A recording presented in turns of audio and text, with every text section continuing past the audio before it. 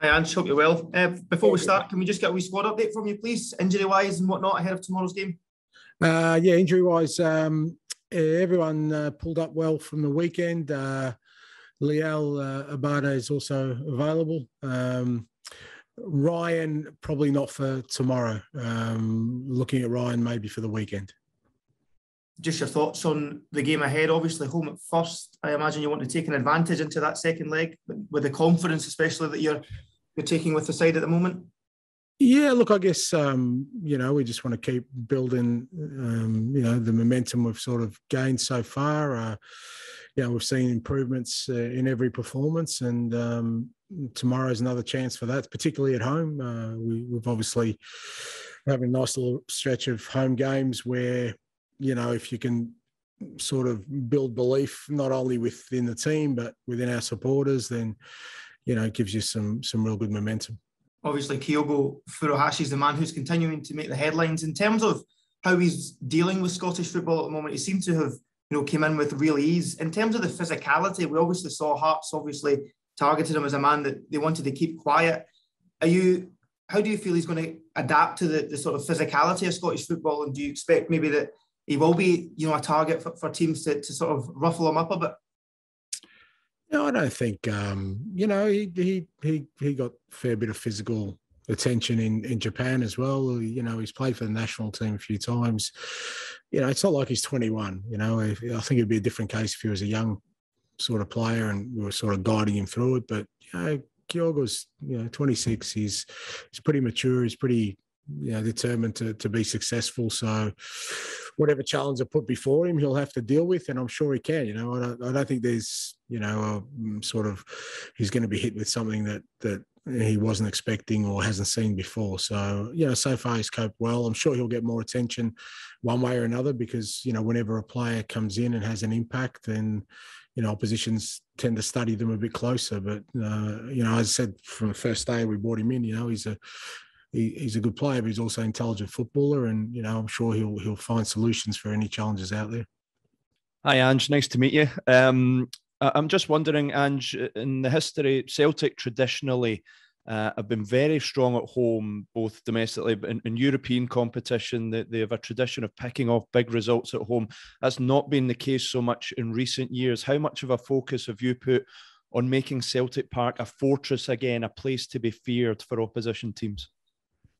Yeah, look, I think it is important, and you're right. If you look back, over the history of the club, I think that's where that aura around European nights came about. Was that they, got some pretty big scalps, particularly here at Celtic Park, and the atmosphere, the crowd, it all plays its part. It's why, obviously, I was keen for us as soon as we got everyone back into the stadium for us to I sort of use the term of some belief to our supporters that, and some hope that, this year we can do, we can do things. And I think it's important because, as you said, particularly in European nights, the atmosphere you meet sometimes away from home is pretty challenging. So to be able to get results, big performances at home certainly helps you progress in the competition.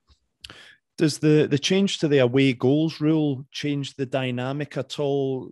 Often the case, if you went 1-0 up at home, you're kind of caught between stools, whether to go on and look for a second, but you're also concerned about leaving the back door open. Does that kind of free you up if you do get yourself in front, that you can maybe go after teams a bit more on your own ground? Well, it kind of suits my philosophy all around, mate. I would have banned them years ago.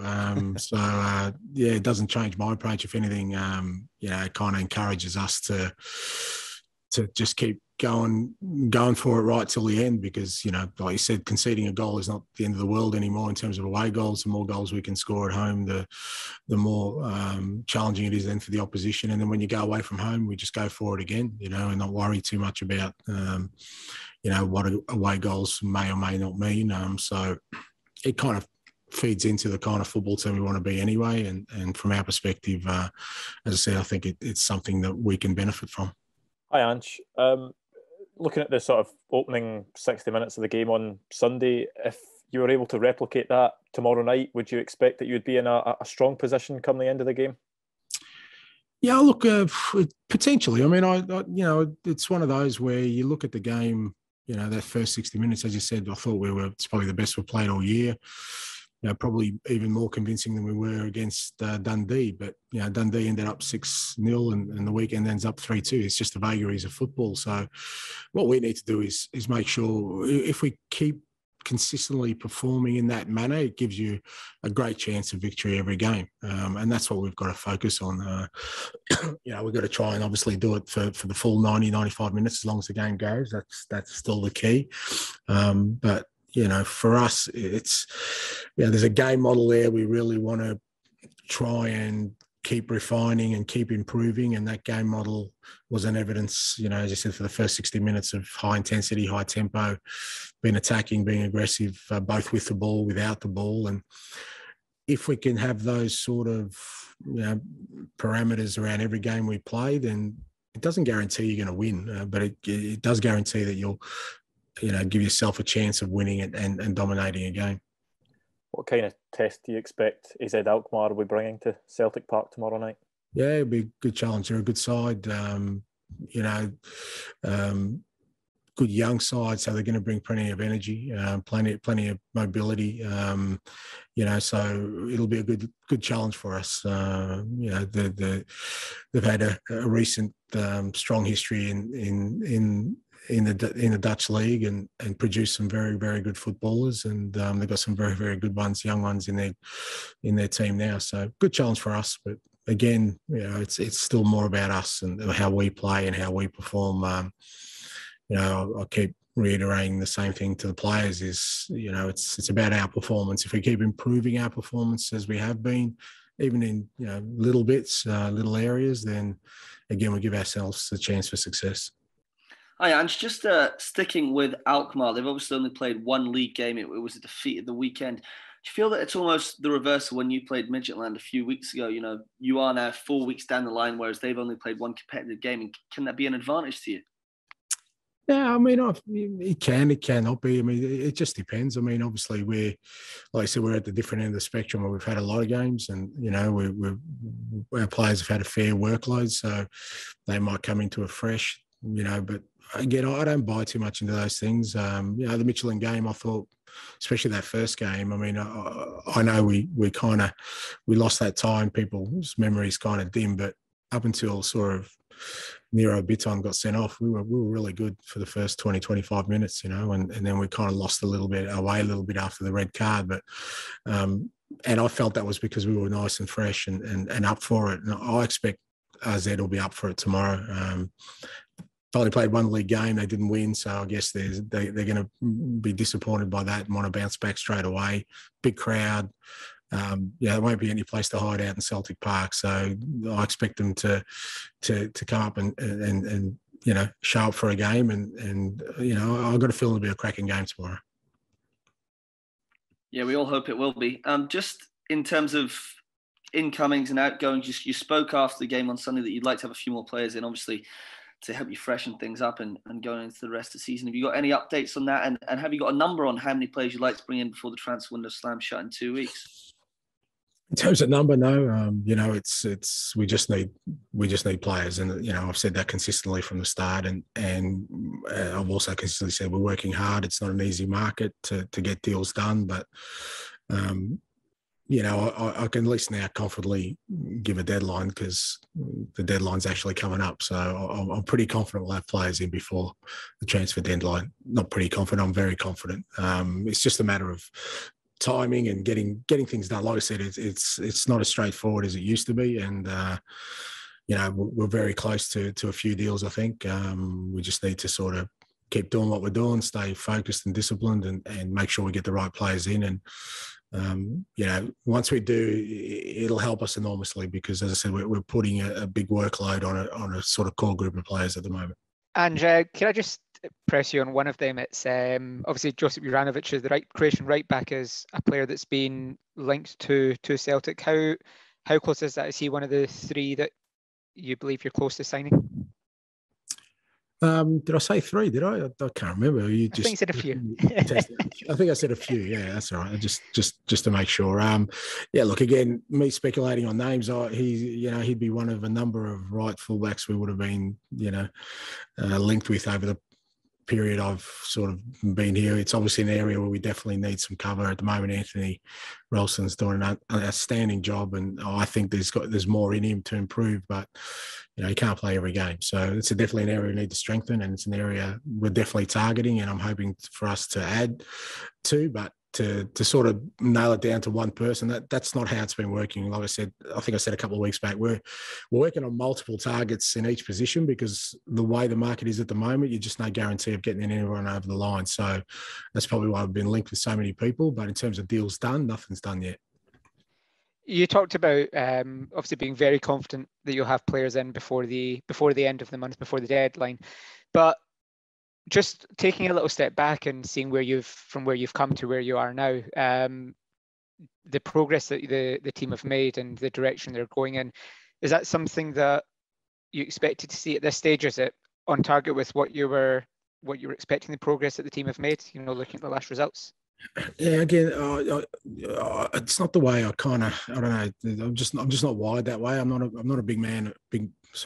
Wrong words, but I'm not a big one for setting targets. I've just never felt the need for it because I'd be disappointed in myself if we were exceeding our targets at the moment, because I'd be asking a question of why didn't I set loftier targets, so those measures don't really exist. What I look for is improvement, buy-in from the players, belief in what we're doing. Those are the kind of things that are important, because wherever I've worked, they're the key cornerstones of us building a successful side. And, I'm seeing evidence of that for sure, 100%. Not just me, I think everyone is, that, the players are buying into it, they're believing in it, they're getting rewarded for it.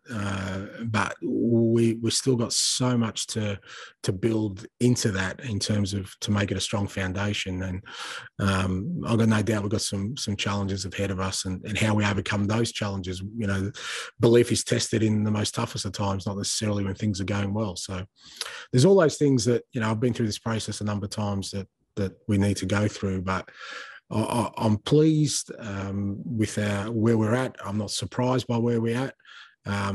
And, I'm not disappointed we're not further ahead, because where we're at is where we're at. And it's been obviously very noticeable how intense and fast your team have started in recent games as well. Is that something you've always kind of tried to drill into your team, that, to fly out the blocks? And how do you get that into kind of state of mind where they are able to just come out?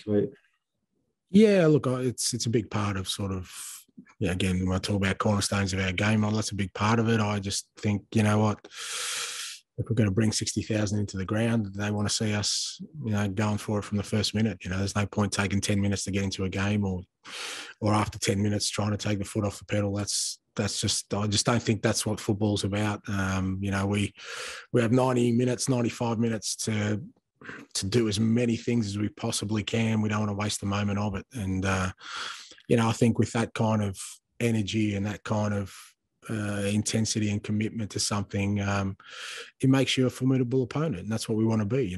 We don't want to be a team where, we get our noses in front and all of a sudden we kind of want to sit back and protect something, or, fall behind and all of a sudden change a gear and go for it, because the question everyone will be asking, well, why don't you go for it from the start? So it's just something I believe in, and it's the way we train, and it's the way I want us to play.